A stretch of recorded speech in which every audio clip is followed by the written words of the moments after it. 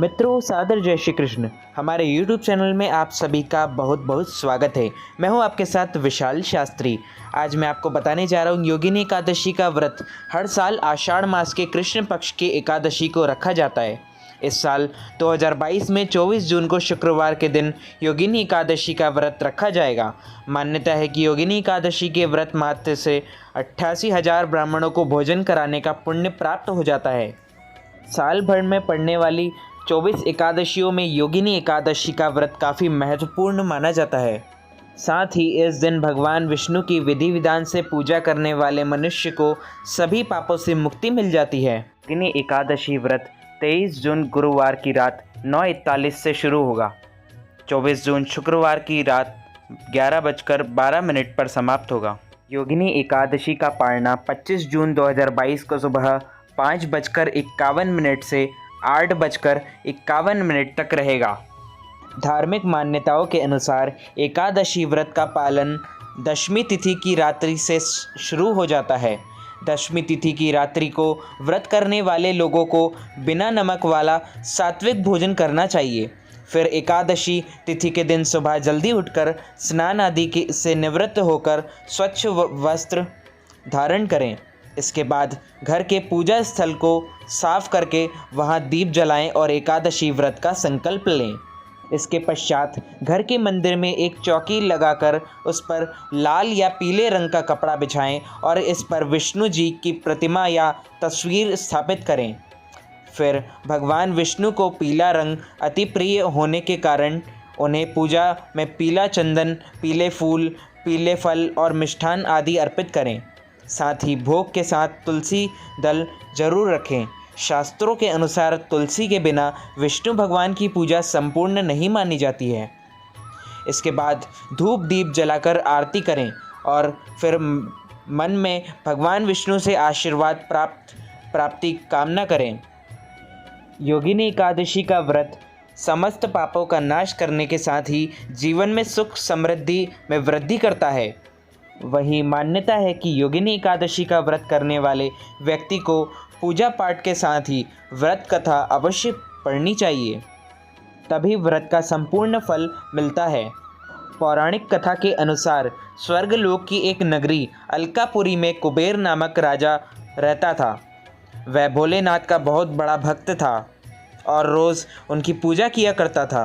राजा कुबेर की पूजा के लिए हेम नाम का माली फूल लाया करता था, लेकिन एक दिन माली अपनी सुंदर पत्नी विशालाक्षी के साथ हास्य विनोद और रमण करने में मग्न हो गया और फूल देने नहीं आया।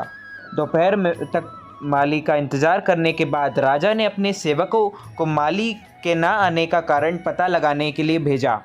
तब सेवकों ने आकर बताया कि माली अपनी पत्नी के साथ कामासक्त है। इस बात से क्रोधित होकर राजा कुबेर ने माली को बुलाया और कहा कि तूने मेरे पूजनीय भगवान शिव जी का अनादर किया है, इसलिए मैं तुझे श्राप देता हूँ कि तू स्त्री का वियोग सहना पड़ेगा और साथ ही मृत्युलोक में जाकर कौड़ी हो जाएगा। राजा का इतना कहना था कि माली श्राप के कारण स्वर्गलोक से पृथ्वी आ गिरा। साथ ही पृथ्वी पर आकर वह कौड़ी हो गया। हेम माली बिना खाए पिए भिखारियों की तरह जीवन जीने लगा। दूसरी तरफ उससे अपनी पत्नी की याद भी सताने लगी, लेकिन श्राप के कारण उसके वश में कुछ भी नहीं था। एक दिन ऐसे ही घूमते घूमते माली मार्कंडेय ऋषि के आश्रम में गया। ऋषि ने माली की ऐसी दशा देखकर उससे उसकी इस हालत के बारे में पूछा। तब माली ने ऋषि को श्राप के बारे में बताया। पूरी बात जानने के बाद मार्कंडेय ऋषि ने हेम माली को योगिनी एकादशी व्रत करने की सलाह दी।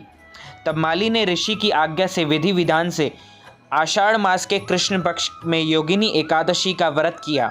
तब इस व्रत के प्रभाव से माली अपने श्राप से मुक्त होकर दोबारा स्वर्गलोक की नगरी अलकापुरी में जाकर अपनी पत्नी के साथ खुशी से रहने लगा था। वहीं उसका कौड़ भी दूर हो गया। आषाढ़ मास की योगिनी एकादशी का महत्व तीनों लोक में प्रसिद्ध है। यह एकादशी आषाढ़ कृष्ण 11 के दिन मनाई जाती है। अगर आप भी किसी श्राप से ग्रसित हैं तो उससे मुक्त पाने के लिए यह दिन बहुत खास है।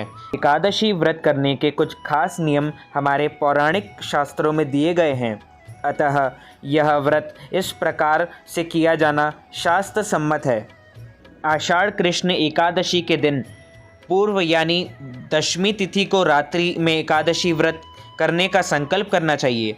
अगले दिन सुबह स्नान आदि सभी क्रियाओं से निवृत्त होकर भगवान श्री हरि, विष्णु तथा लक्ष्मी नारायण जी के स्वरूप का ध्यान करते हुए शुद्ध घी का दीपक, नैवेद्य, धूप, पुष्प तथा फल आदि पूजन सामग्री लेकर पवित्र एवं सच्चे भाव से पूजा अर्चना करना चाहिए।